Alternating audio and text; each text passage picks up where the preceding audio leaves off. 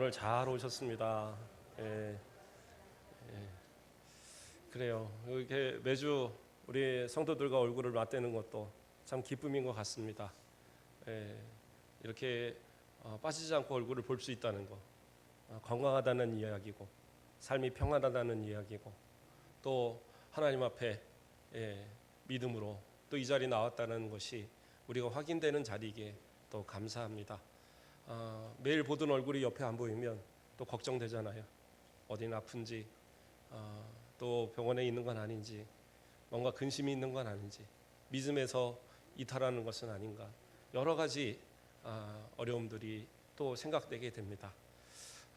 오늘 말씀의 제목은 잘하는 신앙인데, 진짜 신앙이 자란 온전한 신앙, 그리스도의 장성한 분량에까지 자라가는 그러한 성도들은 정말 웬만한 것에 흔들리지 않고 또 하나님 앞에 더 소망을 가지고 열심을 다해서 신앙생활하는 그런 모습을 보이기 마련입니다. 물론 뭐 질병이나 어쩔 수 없는 사유로 서로 얼굴을 못 보게 되는 경우도 있지만, 그러나 하나님께 기도하는 성도는 어떤 상황에서도 낙심하거나 좌절하지 않고 또 이 상황 안에서도 하나님께 더 가까이 나가려고 몸부림치는 그런 모습이 올바른 성도들의 모습이라는 사실입니다. 오늘 말씀의 내용은 사실은 오래 이 신앙생활을 한 성도들, 또 특히 우리 교회에서 오래 신앙생활을 한 분들은 뭐 다 아는 얘기를 또 하시나라는 생각을 할 거예요. 제가 오늘 말씀은 앞으로 새가족 교육으로 제가 한 4주에 나눠서 할 것을 맛보기로 오늘 이렇게 하는 겁니다. 그래서 기존에 우리 새가족 나오신 분들, 이런 분들은 오늘 이렇게 들으면서 이런 것이구나라고 아시면 되고, 앞으로는 모르실 테니까 오시는 분들은 제가 한 과씩 해서 이렇게 새가족 교육을 또 시작을 하도록 하겠습니다. 그래서 한 사람 데리고 할 수도 있고 아니면 뭐 여러 사람을 모아서 할 수도 있는데, 그건 제가 우리 전도팀이나 새가족 팀하고 좀 상의해서 이렇게 진행을 하도록 하겠고, 오늘 말씀의 내용을 잘 익히시면서 혹시 듣는데 잘 모르겠다 그러면 다음에 새가족 교육 할 때 그 새가족, 그다음 뭐라 그러죠? 구가족이라고 할지라도 함께 참석을 해서 또 들으셔도 됩니다. 그래서 오늘 말씀의 내용을 통해서 함께 은혜 받으면서 우리의 신앙에 혹시 부족한 것이 있는지, 또 우리가 어디까지 또 자라가야 되는가, 우리 자신을 또 돌아보는 그런 말씀의 시간 되길 바랍니다. 제가 우리 새가족이 이제 앞으로 오게 되면 첫 번째 시간에는 물론 이제 서로의 인사도 하지만 우리 교회에 대한, 그리고 우리 교단에 대한 소개들을 제가 하고자 합니다. 우리 교회는 그죠? 1910년 10월 12일에 기도처로서 설립되어서 시작이 되었어요. 그렇죠? 7명의 성도들과 그 변요한 선교사님, 존 프리스턴 이 선교사님이 함께 교회를 설립을 했습니다. 이 변요한 선교사님은 이 교회사에도 상당한 이름을 갖고 있는 그러한 분이시더라고요. 제가 이렇게 찾아보고 하다 보니까. 그래서 이 순천 지역의 복음화를 위해서 힘쓰는 가운데에 어떻게 보면 순천에 뿐만 아니라 이 전남 지역 전체의 복음화를 위해서 복음의 어떤 기지로 사용하고자 어떻게 보면 개척한 교회가 우리 순천 가곡교회가 아닌가 생각이 듭니다. 왜냐하면 원래 이 변요한 목사님은 그 목포에서부터 사역을 시작하셨고, 광주로 옮긴 뒤에 이 전남 지역을 또 이 활동하시던 선교사님은 그 오웬 선교사님이, 그리고 이 중앙교회를 개척하신 분이죠. 그분이 이제 작고하시면서 돌아가시면서 그 일을 이어서 이제 활동하시기 위해서 시작한 분이세요. 그래서 이 전남 지역의 활동을 맡아가면서 어디를 이 중심지로, 이게 선교의 중심지로 잡을까 고민을 하다가 그 당시에는 벌교가 더 컸다고 그러더라고요. 벌교가 이 순천보다 훨씬 이 잘 사는 동네고 이렇게 컸었나 봐요. 지금은 우리 순천이 훨씬 잘 되는 곳이지만, 그런데 순천이 이 교통이 참 좋고 앞으로 큰 발전이 있을 거라는 생각을 하셨다는 거예요. 그래서 이 순천 지역을 여수나 저기 벌교나 이런 데보다는 이 순천을 중심으로 해야겠다라고 정했던 거예요. 그래서 이 일대 목사님이신 변여한 목사님, 그리고 우리 이대 목사님이신 고라복 코일 로보트 이 선교사님과 더불어서 저 매산 학교, 옛날에 은성 학교였다는 저 매산 학교를 이제 처음으로 설립한 분이 바로 이 우리 일대 목사님과 이대 목사님이 그것을 하신 거예요. 그러니까 알고 보니까 저 매산 우리 거더라고요. 농담 삼아 얘기 드립니다.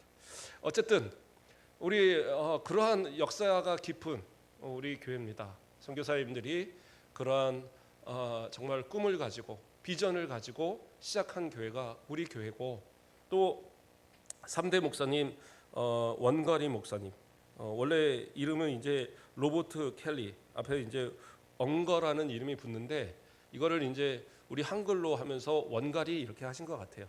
그래서 원가리 목사님, 그 다음에 4대 목사님으로 고래희 목사님, 그래서 4대까지 선교사님들이 이제 이 순천 가곡교회를 이끌으셨고, 지금 저는 16대 담임 목사님으로 우리 교회에 함께 하고 있습니다. 그래서 우리 교회에 함께 하시는 모든 성도님들은 자부심을 가질 필요가 있습니다. 이 순천 이 땅에 우리 합동측 교회로서는 가장 1호 교회고, 그렇죠? 전체로 따지면 두 번째 교회지만 1호 교회로서의 우리 장자된 그러한 교회의 역할을 해야 될 교회입니다. 그러니까 우리 교회는 앞으로 그러한 선교의 사명들, 또 전도의 사명들을 계속적으로 감당해야 될 그러한 교회라는 사실을 우리 스스로가 잊어서는 안 되고, 또 이거 등록하고 또 함께 성도된 우리 모든 성도들은 그래, 우리 순천가옥교회는 앞으로 전도하는 교회구나, 선교하는 교회구나, 이런 마음을 품고 이제 함께 동역하는 그런 모습이 있어야 할 겁니다. 또 우리 교회는 대한예수교 장로회 그 합동측에 속한 교회입니다. 장로회, 장로교라는, 보통 장로교라고 부르는데, 장로교라고 부르는 이유는 정치 형태가 장로의 정치를 따르고 있기 때문에 그런 거예요.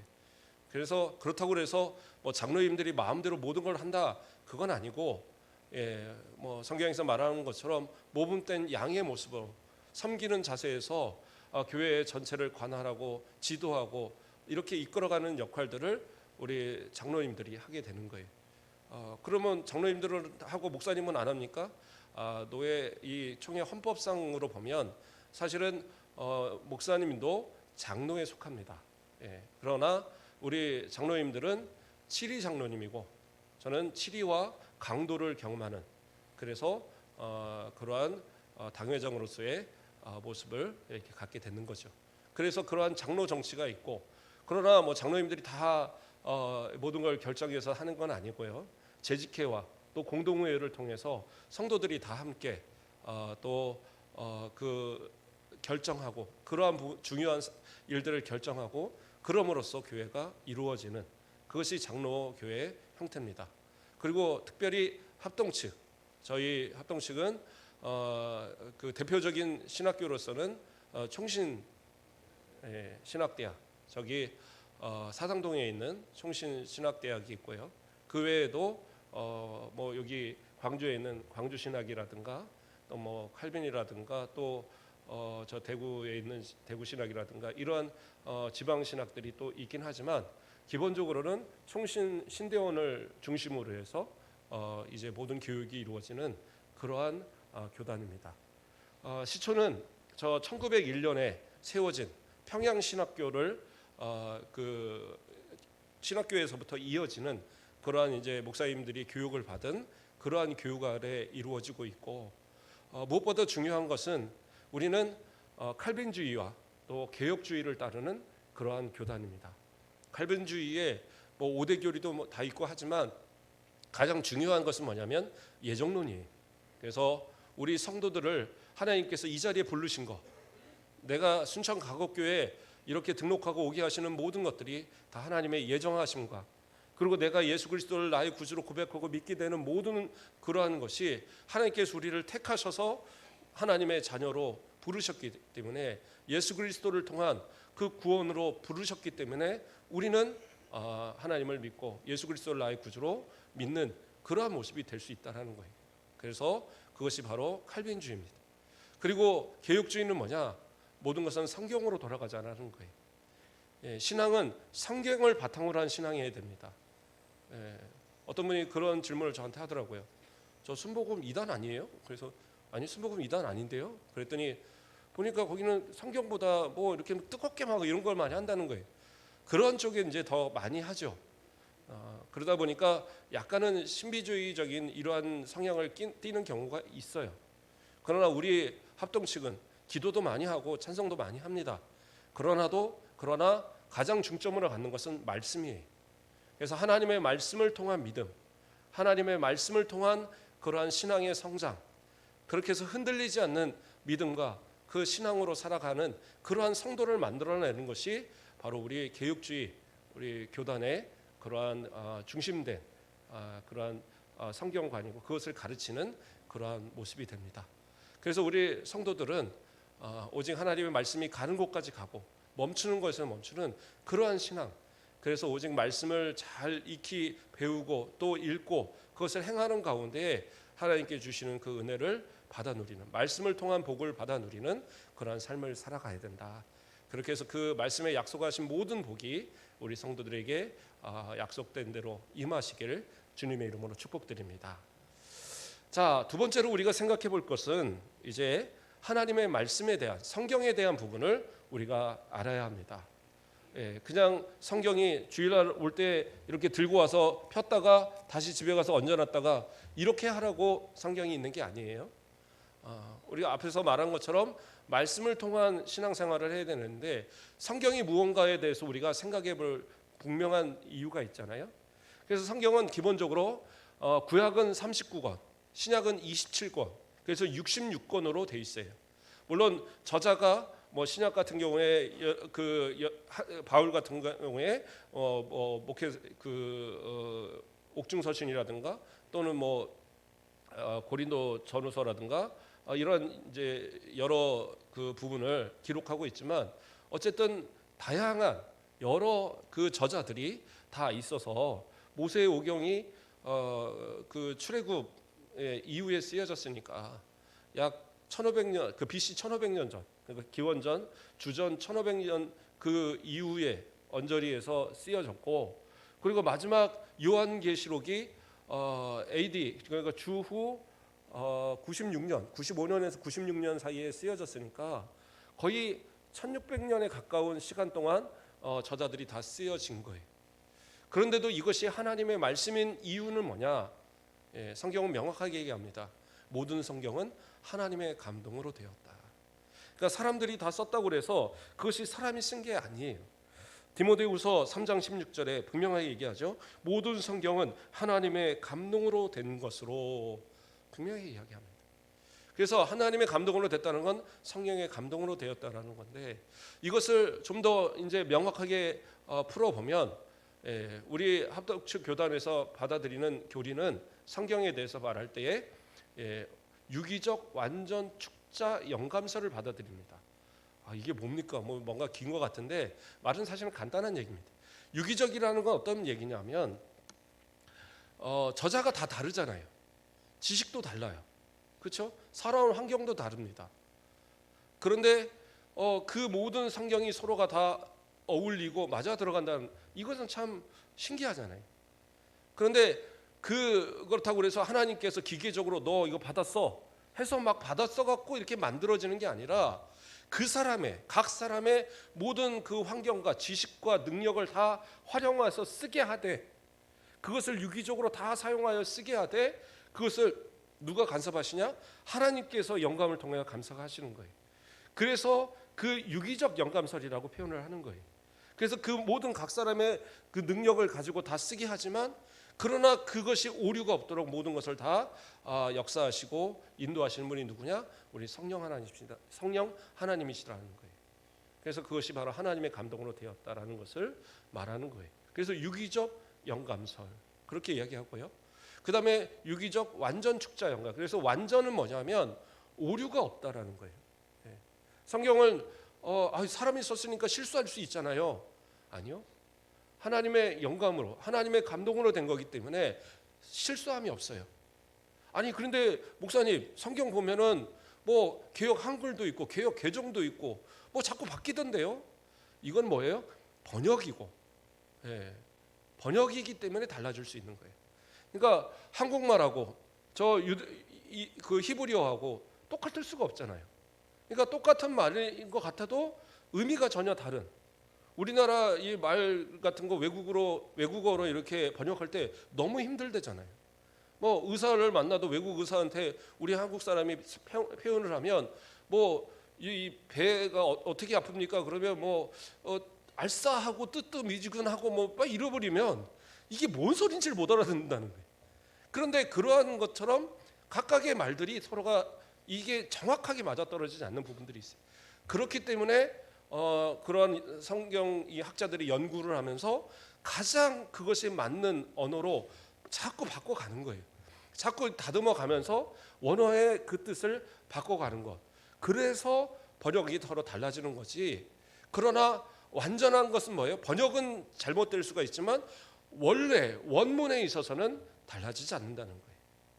그러면 지금 우리가 보는 히브리어, 그러니까 구약 성경에 있는 원래의 히브리어, 또 원래의 헬라어를 보면 그러면 틀리지 않을까요? 그건 아니에요. 왜냐하면 이거는 다 필사잖아요. 과거에 파피루스와 양피지에다가 손으로 받아 썼던 거예요.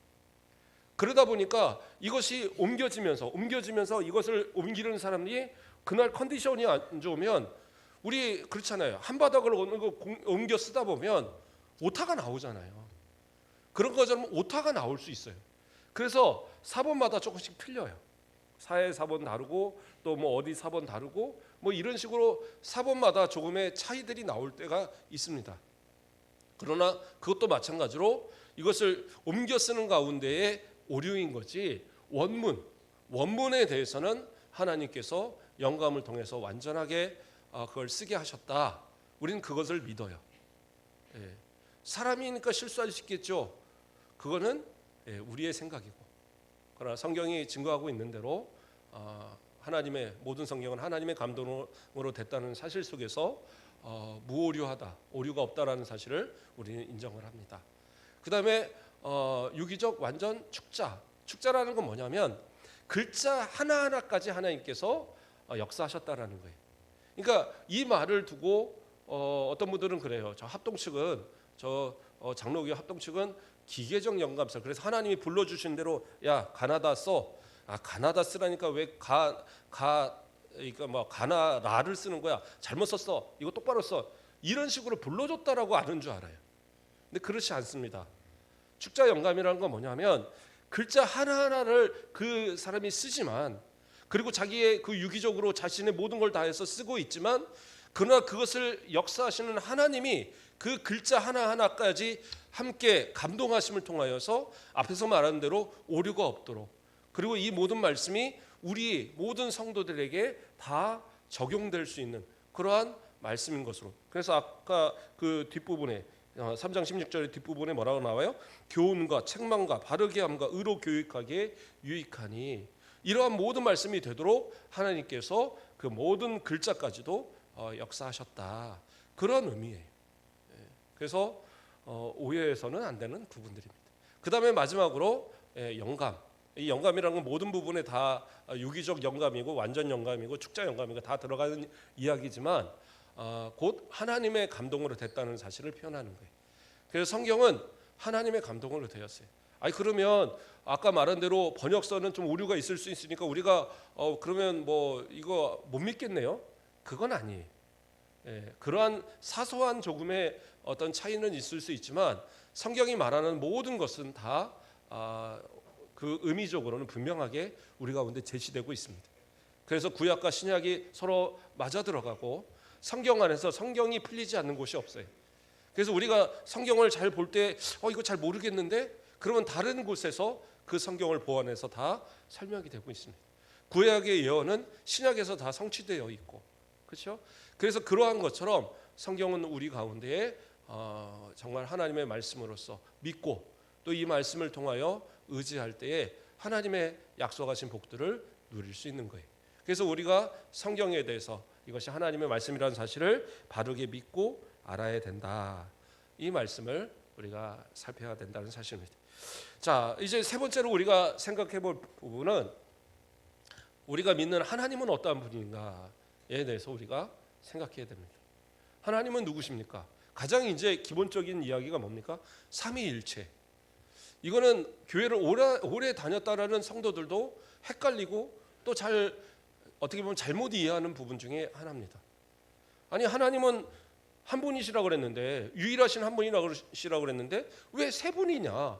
말이 안 되지 않느냐? 이제 이렇게 되는 거예요. 삼위일체라는 게 그거잖아요. 삼위가 계신데 한 몸이다. 그러니까 이제 해결이 안 되는 거예요. 그래서 초대교회부터 이단들이 있었어요. 어떤 이단들이 있었냐? 아리우스 이단 같은 경우에서는 성자와 성령을 인정하지 않았어요. 성부가 먼저 계셨고 아들이니까 나중에 생겼고 성령님이니까 그 다음에 생긴 거 아니냐? 그러면 그건 하나님의 창조물들이다. 이렇게 주장했던 사람이, 성부만이 하나님이라고 주장했던 사람이 아리우스라는 사람이 있었어요. 이단으로 정죄되었습니다. 그 다음에 또 시벨리우스라는 또 이단이 있었어요. 이 사람은 뭐라고 주장을 했냐면 그래, 성부, 성자, 성령 다 하나님인 걸 알겠다. 그런데 각각이 아니라 한 분 하나님이다. 유일하신 하나님이니까 한 분 하나님이다. 그래서 단인실론을 주장했던 사람이에요. 이게 무슨 얘기냐면 성부, 성자, 성령 겹치지 않는다는 거예요. 자기들 생각에는. 구약에는 성부가 계셨고 우리가 잘 아는 것처럼 예수님의 그 기가 동에는 성자가 계셨고, 그리고 예수님이 가신 뒤에는 누가요? 성령이 오순절에 강림하시면서 성령의 시대가 되었으니까 하나님께서 성부로 계시다가 성자로 내려오셨다가 다시 하늘에 갔다 내려오셔서 성령으로 역사하신다. 이렇게 주장한 이 이단이 있었어요. 그걸 보통 양태론이라고 얘기하는데 이러한 이단들 잘못된 이단입니다. 그러니까 삼위일체 교리를 이해를 못하니까 이런 이단들이 되는 거예요. 그러니까 이것을 잘 이해 못하니까 우리 주일학교 예전에 설교하시는 우리 선생님들이나 전사님들이 본인들도 잘 모르니까 뭐라고 그랬냐면, 자, 집에서 아버지가, 회사 가면 사장이고 어머니한테는 아들이고 뭐 이런 식으로 표현을 했단 말이에요. 아니에요. 그거는 좀 전에 말했던 시벨리우스 그러한 이단과 동일한 얘기를 하는 거예요. 잘못된 이야기입니다. 자, 그러면 이거에 대해서 좀 설명을 해보겠습니다. 성부와 성자, 성령은 각각의 하나님이세요. 그렇죠? 성부는 아버지 하나님이시고, 성자는 뭐예요? 아들 하나님이세요. 성령은 누구세요? 성령 하나님이세요. 그래서 제1위, 2위, 3위 이렇게 말하는데 이것이 순서를 얘기하는 게 아닙니다. 이것도 또 오해를 하면 안 돼요. 3위 하나님, 그 하나님이 각각 존재하시는데 우리는 뭐라고 해야 합니까? 이 세 하나님은 서로 동등하신, 능력과 그 모든 것에 있어서 동등하신 분들이에요. 그러면 우리가 생각할 때 아버지가 계시고 아들이 있으면 먼저 되시고 나중에 난 거 아닙니까? 상식적으로 이렇게 생각하는 거예요. 근데 이건 우리의 생각입니다. 뭐냐 하면 이 태초에 창세 전에 하나님께서 스스로 존재하실 때 그 존재 방식이 성부와 성자로 계셨고 성령으로 계셨던 거예요. 그런데 이것을 우리가 표현하기에 아버지와 아들의 관계니까 낳으신 관계다라고 해석을 하는 것이고, 그리고 성경에서 하나님께서 성령을 보내시는, 또 성자께서 성령을 보내시는 그러한 장면들이 있어요. 그래서 이 뭐라고 나오냐? 우리가 뭐라고 얘기하냐면 성령은 성부와 성자에게서 나오신다 이렇게 표현해요. 이게 일체로서의 아주 특별한 신비입니다. 이거는 대단히 신비해요. 그러니까 이것을 이해 못하니까 정교회 쪽, 지금 이제 러시아 정교회만 남아 있지만 정교회 쪽에서는 성령 하나님을 성자에게서 나오는 걸 인정하지 않아요. 거기는 성부에서만 나온다라고 인정을 합니다. 왜요? 상식으로 이해가 안 가는 거예요. 성부에게서 나오시고 성자에게서 나오시는 그런 것이 이해가 안 가는 겁니다. 그런데 예수님께서 하시는 모습 속에 그 행하신 모습 가운데서도 성령을 받으라고 얘기하시면서 성령을 내보내시는 그런 이러한 그것을 상징적으로 보여주시는 그러한 부분이 있어요. 그러므로 성령께서는 성부와 성자에게서 나오신다라는 것이 성경 안에서도 이 증거될 수 있는 구절들이 분명히 있습니다. 그래서 이것을 통해서 각각에 계신 하나님이시지만 그분들이 하나로서 존재하신다라는 사실을 우리가 알 수 있는 거예요. 그러면 이것이 한 몸이냐? 이거에 대한 인증 것을 분명히 알아야 돼. 이건 뭐냐면 신적 본질상 하나라는 거예요. 그러니까 하나님, 유일하신 하나님의 본질 가운데 어떤 존재도 들어갈 수 없어요. 천사도 들어갈 수 없고 우리 인간도 들어갈 수 없고 어떠한 유능한 사람이든 다른 종교에서 말하면 석가든 무슨 간에 그건 다 그냥 하나님의 피조물의 존재일 뿐이지 신이 될 수 없는 존재예요. 신이라고 불릴 수 있는 하나님이라고 불릴 수 있는 존재, 그 본질상 그 본질적인 존재는 성부, 성자, 성령밖에 안 계신다라는 거예요. 그래서 그 본질상 하나라는 개념 속에서 일체라는 말을 쓰고 있는 거예요. 더 신비적인 부분들은 서로의 생각을 공유하시고, 때로는 성부의 생각을 성자와 성령께서 그것을 인정하시고 순종하여 주시는 그런 부분들. 그래서 우리의 구원의 부분에서도 성부는 어떻게 해요? 이 삼위일체의 각각의 어떤 그 직무상 그 성령 하나님께서 죄송합니다. 성부 하나님, 아버지 하나님은 계획을 하시죠.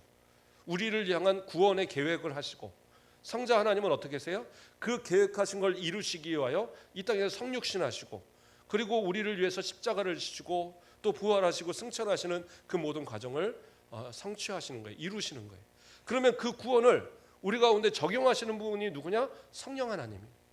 그래서 예수님께서 내가 가야 보혜사 성령이 오시고 그게 너희에게 더 유익하다라고 말씀하신 이유가 뭐냐? 그 구원을 우리 가운데 믿어서 적용케 하시는 분이 누구냐? 성령 하나님이시기 때문인 거예요. 그래서 이 세 분의 이 각각의 직무가 하나로 뭉쳐져서 결국엔 우리를 구원하는 이 구원의 역사가 이루어지는 거예요. 예수 그리스도를 믿어서 구원받는 것 당연한 거죠. 우리는 그래서 예수 믿어요, 구원받아요. 그러니까 이것으로 그냥 간단하게 생각을 하는데 내가 예수님을 믿어서 구원받는 거 이게 쉬운 게 아니라니까요. 하나님께서 창세전부터 나를 택하셔서 구원하시기로 작정하시고 그 작정과 예정 속에 예수님께서 그걸 이루시기 위해서 십자가를 지셨고 부활하셨고 그리고 그 십자가로 이루신 그 구원을 우리 가운데 적용하시기 위해서 성령께서 지금도 우리의 마음을 붙드셔서 믿게 하신 거예요. 그래서 성부 하나님의 이 계획, 예정 그리고 예수님의 그 성취, 십자가 그리고 이 성령 하나님의 적용 이 모든 것이 뭐예요? 바로 나를 그냥 뭉텅거려서 우리 모두 이렇게 생각하지 마시고 바로 나를 구원하시기 위한 하나님의 그런 모든 연합되어진 그 과정 속에서 이루어지는 것이라는 사실 그것이 바로 삼위일체 교리의 중요한 교리입니다. 그래서 우리가 예수 믿어서 구원받는다는 사실 그래서 그것이 결국에는 이 삼위일체 하나님의 우리를 향하신 계획과 성취와 적용을 통해서 이루어진다는 사실 그것을 우리가 알아야 된다는 사실입니다. 자, 이렇게 해서 3과를 제가 하려고 합니다. 지금은 이제 막 가니까 그렇지 이 배우시는 분의 어떤 지식의 그런 어떤 상태에 따라서 좀 더 깊이 때로는 또 쉽게 이렇게 적용이 될 겁니다. 자, 마지막으로는 우리 성도들이 오해하는 그러니까 초신자들이 오해하는 또는 잘 모르는 그런 내용에 대해서 한 2가지만 소개할까 합니다.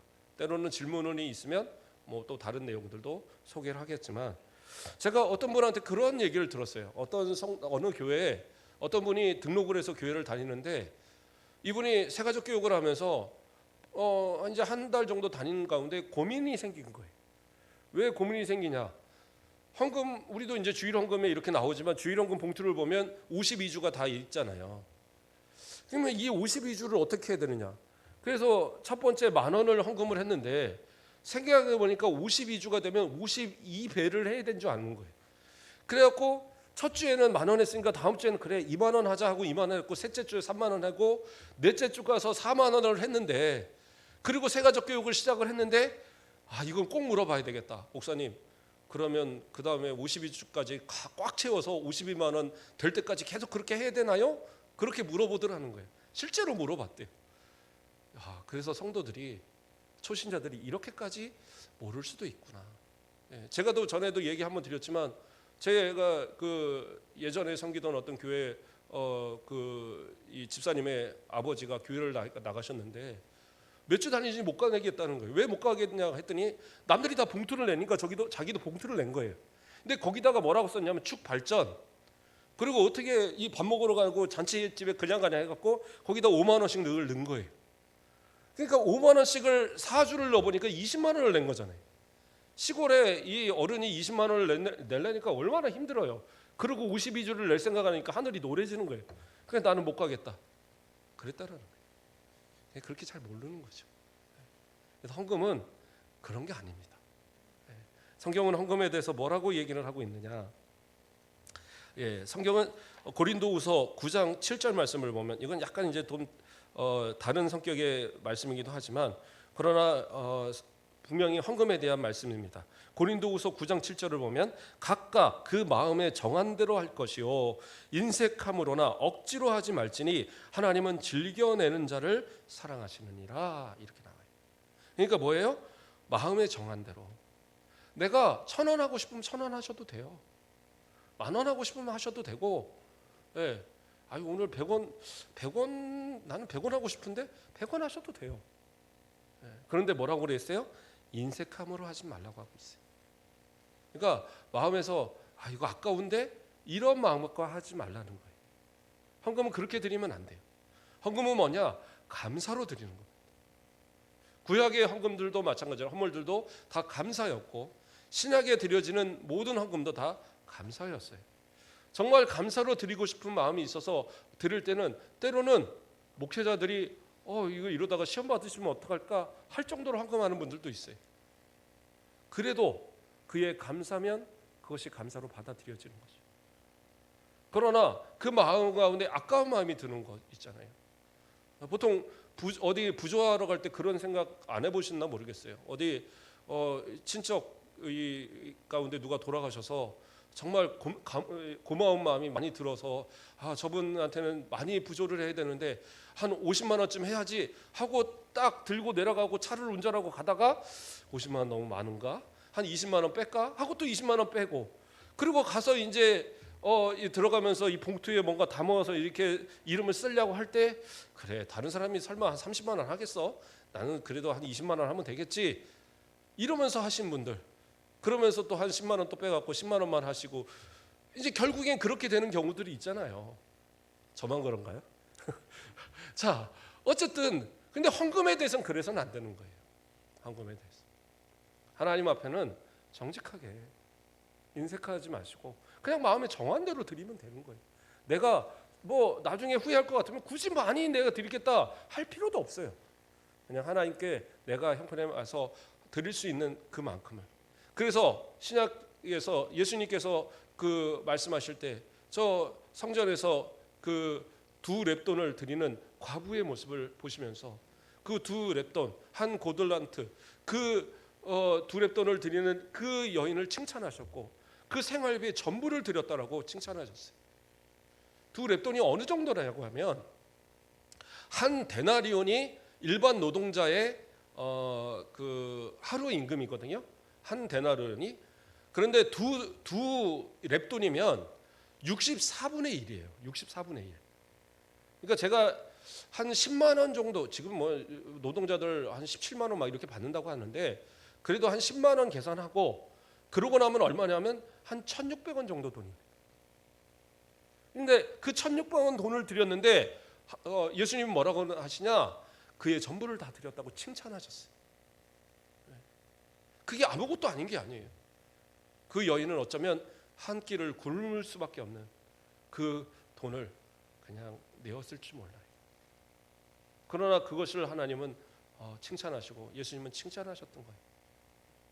그렇다고 해서 뭐 많이 드리라, 그건 아니에요. 그러나 마음의 인색함이 아니라 감사로 드릴 수 있는 것. 예. 그리고 어떤 분들이 얘기합니다. 11조 뭐 그러는데, 그렇죠. 11조도 사실은 신앙이 생기고 들어가지면 11조 할 수 있습니다. 그러나 뭐 처음부터 제가 11조 하라 강요 안 합니다. 우리 성도들한테 뭐 제가 11조 하라 이런 강요는 안 하잖아요. 예. 새 신자들도 아마 구신자가 될 때까지도 제가 강요하는 일은 없습니다. 그것도 본인의 마음에 내가 하나님 앞에 드리고 싶을 때 하는 겁니다.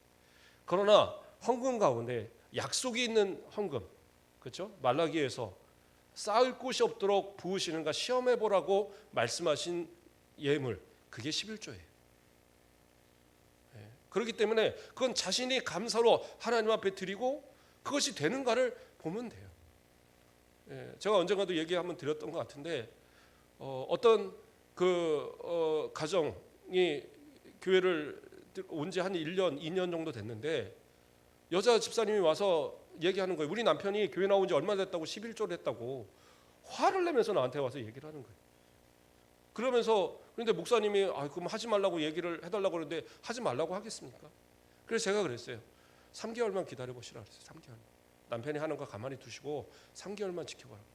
근데 3개월도 아니고 2달 만에 와서 저한테 하는 얘기가, 목사님 신기해요. 안 모자라요. 부족하지 않아요. 오히려 더 늘어났어요. 수입이. 그러면서 웃으면서 저한테 얘기하신 거예요. 그분이 저한테 화를 내면서 남편 11조 했다고 따졌던 분. 저는 그걸 믿어요. 하나님께서 채워주시는 거예요. 그러나 억지로 하지 마세요. 분명히 얘기하죠. 자원하는 마음으로, 인색함으로 하지 말고 감사로 내가 드릴 수 있으면 하세요. 이것이 드리는 헌금이고, 절기 헌금도 마찬가지입니다. 절기라고 말하니까 뭐 부활절, 뭐 추수감사절, 어떤 교회에서는 추수감사절 되면 그래서 1년에 11조에서 한 달치 월급은 내야 될 거 아니야, 이렇게 말하는 게도 있는데, 그거 저는 뭐 모르겠습니다. 그렇게 할 필요가 없어요. 왜? 이것은 어떠한 복을 받겠다는 수단이 아니라 내가 하나님께 받은 은혜에 대한 감사를 드리는 거예요. 그러니까 그건 많고 적음이 관계없어요. 1,000원을 드려도 그것이 진짜 마음을 담아서 드리면 돼요. 괜찮아요. 그래서 제가 절기 때 항상 얘기하는 게 그거였잖아요. 감사로 드리라. 절대 억지로 드리지 말고, 절대 의무로 드리지 말고 감사로 드리시라. 형편에 맞춰서 드리지, 뭐 오늘 더 뭐 해서 그래 뭐 우리 학원 한 달 안 보내고 내지, 이러라는 거 아니에요. 우리가 드릴 수 있는 그 안에서 정말 내가 감사를 표현할 수 있는, 하나님 앞에 가장 감사할 수 있는 그러한 마음으로 드리라. 그걸 하는 거죠. 그러한 이제 예물들이 바로 헌금이다. 그래서 주일 헌금도 부담 갖지 마시고, 그러나 안 드리는 것보다는 내가 드릴 수 있는 그것을 정해서 1,000원이 됐든 2,000원이 됐든 또는 10,000원이 됐든 5,000원이 됐든 그것은 내가 정해서 하나님 앞에 드려요. 그래서 그것을 감사로 드릴 수 있는 그러한 모습, 그게 헌금이다라는 거예요. 제가 좀 생각보다 좀 길어졌어요. 그냥 이것만 하겠습니다. 여기까지만. 그래서 제가 우리 새 가족들이 오면 이러한 우리 교회와 교단에 대한 것, 그 다음에 성경에 대한 것, 그 다음에 구원에 대한, 삼일체에 대한 것, 그리고 헌금이라 기본적으로 우리가 지켜야 될 그러한 것, 기도라든가 여러 가지에 대한 부분들을 가르쳐주는 그러한 과정들을 이렇게 해나가도록 하겠습니다. 우리 성도들, 기존 우리 성도들도 한번 이 말씀을 잘 새겨보면서 내가 가진 기본적인 신앙, 하나님 앞에 잘 지켜야 될 그 가장 기본적인 신앙들에 어긋나지 않는, 또 그러한 주님 앞에 그 장성한 분량까지 자라가는 그러한 신앙의 사람들 되길 주님의 이름으로 축복드립니다. 기도하겠습니다.